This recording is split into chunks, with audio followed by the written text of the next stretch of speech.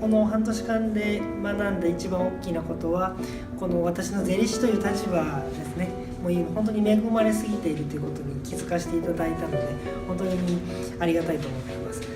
今後はですね、この6ヶ月間の学びですねを、今後の私の税務顧問のプラスアルファの何かちょっとまだ具体的になっていない部分もたくさんありますけれど、そちらに活用していければなと考えています。